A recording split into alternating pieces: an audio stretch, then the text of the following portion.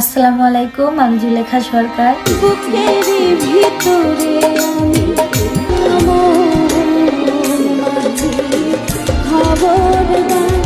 যাদের লাগিয়া ভবে দুঃখ নেবা ভাগে বিপদে পড়িয়া দেখো তারাই পালায় গে।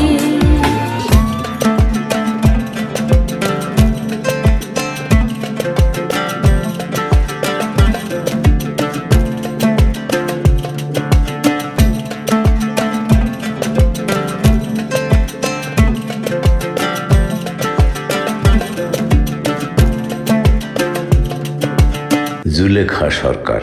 জুলেখা সরকার হচ্ছেন বাংলাদেশের একজন জনপ্রিয় বাউল ও লোকসঙ্গীত শিল্পী। ইউটিউব এবং বিভিন্ন গ্রামীণ মঞ্চে পালা গান ও বিচ্ছেদ গানের মাধ্যমে তিনি শ্রোতাদের কাছে পরিচিতি লাভ করেন।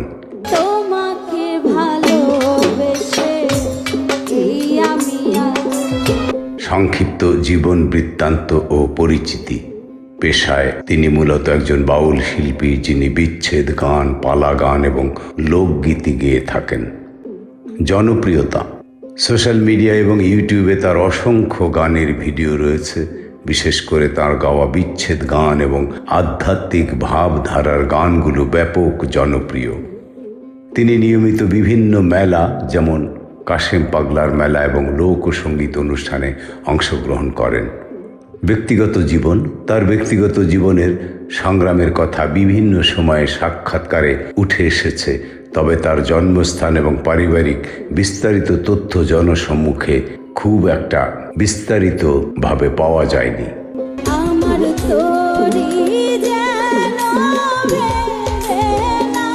জুলেখা সরকারের গান শুনতে বা তার পরিবেশনা দেখতে আপনি ইউটিউবে জুলেখা সরকারের গান সার্চ করতে পারেন। বাংলাদেশের বাউল ও লোকসঙ্গীত শিল্পী জুলেখা সরকার। বাংলাদেশের লোকসঙ্গীতের ভাণ্ডারে এমন বহু শিল্পী আছেন যাদের নাম মূলধারার ইতিহাসে খুব বেশি লেখা না হলেও তাদের কণ্ঠে লুকিয়ে আছে গ্রাম বাংলার প্রাণ। জুলেখা সরকার তেমনি একজন জনপ্রিয় বাউল ও লোকসঙ্গীত শিল্পী, যিনি সহজ সরল পরিবেশনায় শ্রোতার হৃদয় ছুঁয়ে যান।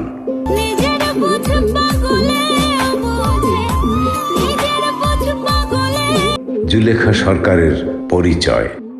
জুলেখা সরকার মূলত বাউল ও লোকধারার গান পরিবেশন করেন। তার গানে প্রেম, বিরহ, মানব জীবনের দার্শনিক প্রশ্ন, স্রষ্টা ও মানুষের সম্পর্ক সবকিছুই অত্যন্ত সহজ ভাষায় উঠে আসে। তিনি লোকসঙ্গীতের ঐতিহ্য অনুযায়ী গানের সঙ্গে নিজেই তাল বা পারকাশন ব্যবহার করেন, যা তার পরিবেশনায় এক ধরনের আত্মিক স্বতঃস্ফূর্ততা এনে দেয়। জন্মস্থান ও শিকড়।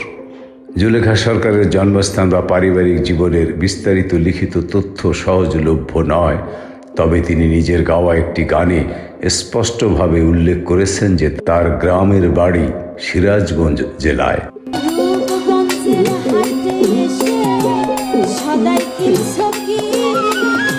লোকসঙ্গীতের ক্ষেত্রে শিল্পীরা অনেক সময় তাদের জীবনের সত্য কথাই গানের ভাষায় প্রকাশ করেন।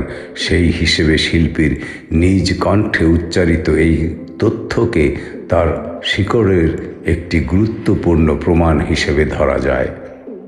গানের ধরন ও বৈশিষ্ট্য। কণ্ঠে আছে গ্রামীণ স্বাভাবিকতা, কথায় রয়েছে মানবিক ও আধ্যাত্মিক বোধ, পরিবেশনায় নেই কৃত্রিমতা বা অতিরিক্ত সাজ। বাউল দর্শনের মৌলিক চেতনা বজায় থাকে। এই সরলতাই জুলেখা সরকারের গানের সবচেয়ে বড় শক্তি। জনপ্রিয়তা ও শ্রোতা গ্রহণ।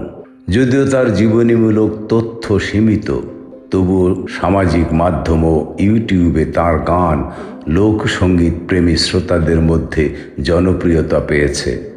অনেক শ্রোতা মনে করেন জুলেখা সরকারের গান শুনলে মনে হয় তিনি গান গাইছেন না, বরং নিজের জীবনের কথা বলছেন।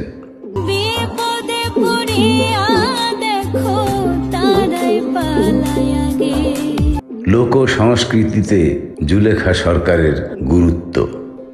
জুলেখা সরকার বাংলাদেশের সেই সব লোকশিল্পীদের একজন যারা গানকে পেশা নয় সাধনা হিসেবে দেখেন।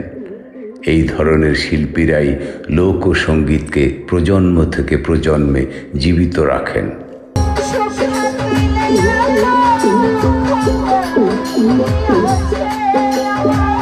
উপসংহারে বলবো, জুলেখা সরকার আমাদের মনে করিয়ে দেয় লোকসঙ্গীতের আসল শক্তি আলো, মঞ্চ বা প্রযুক্তিতে নয়, বরং সত্য কণ্ঠ, সহজ কথা আর গভীর অনুভূতিতে। তথ্য সীমিত হলেও শিল্পীর নিজের গানের ভাষা থেকে আমরা কিছু গুরুত্বপূর্ণ তথ্য পেয়েছি।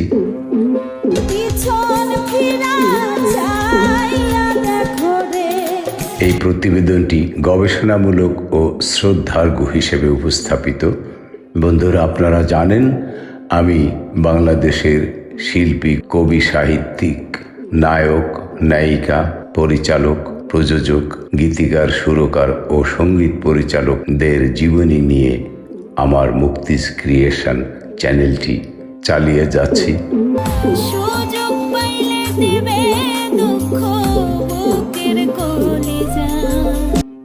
বাংলাদেশের লোকসঙ্গীত ভুবনে এমন অনেক শিল্পী আছেন যাদের জীবন ও সাধনা মূলধারার মিডিয়ায় খুব বেশি নথিভুক্ত হয়নি, কিন্তু তাদের গান মানুষের মনে গভীরভাবে জায়গা করে নিয়েছে। জুলেখা সরকার তেমনই একজন বাউল ও লোকসঙ্গীত শিল্পী।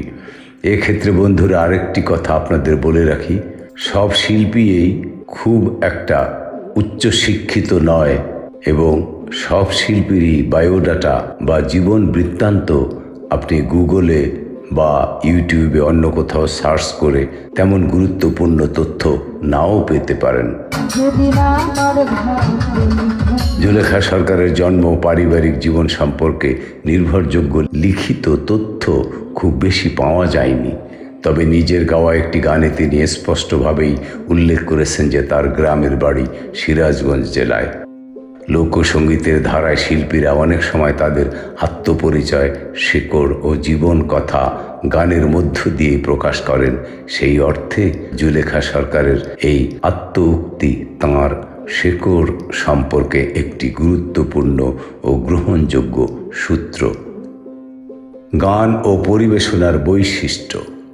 জুলেখা সরকারের গানের প্রধান শক্তি হল সহজ ও স্বাভাবিক কণ্ঠ, গ্রামীণ ভাষা ও লোকজ উপমা, বাউল দর্শনের মানবিক ও আধ্যাত্মিক দৃষ্টিভঙ্গি, অতিরিক্ত অলঙ্কারহীন প্রাণবন্ত পরিবেশনা। অনেক সময় তিনি নিজেই তাল বা পারকাশন ব্যবহার করে গান পরিবেশন করেন, যা বাউল ধারার ঐতিহ্যবাহী রীতির সাথে সামঞ্জস্যপূর্ণ এবং দর্শক শ্রোতারাও তার পরিবেশনায় আত্মতৃপ্তি বা সঙ্গীতের প্রতি আকৃষ্ট হয়ে থাকেন।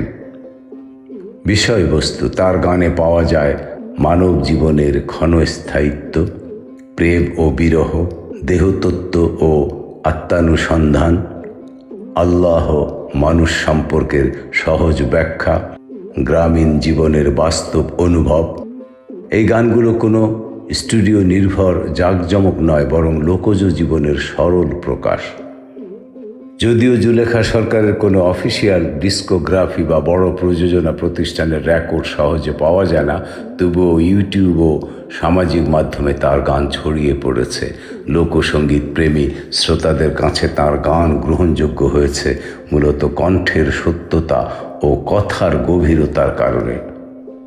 জুলেখা সরকার বাংলাদেশের সেই অসংখ্য লোকশিল্পীর প্রতিনিধি যারা গানকে পেশা নয় সাধনা হিসেবে দেখেন, আলো ঝলমলে খ্যাতির চেয়ে আত্মার তৃপ্তিকে গুরুত্ব দেন, লোকসঙ্গীতের মৌলিক চেতনাকে ধরে রাখেন। এই শিল্পীরাই গ্রাম বাংলার সাংস্কৃতিক ঐতিহ্যকে প্রজন্ম থেকে প্রজন্মে বহন করে চলেছেন। এই প্রতিবেদনটি উন্মুক্ত উৎস, লোকসঙ্গীত চর্চার প্রেক্ষাপট এবং শিল্পীর নিজের গানের ভাষ্যের উপর ভিত্তি করে প্রস্তুত। ভবিষ্যতে গবেষণা ও প্রামাণ্য নথিভুক্তকরণের মাধ্যমে জুলেখা সরকারের জীবন ও সাধনা আরও স্পষ্টভাবে উঠে আসবে এই প্রত্যাশায়।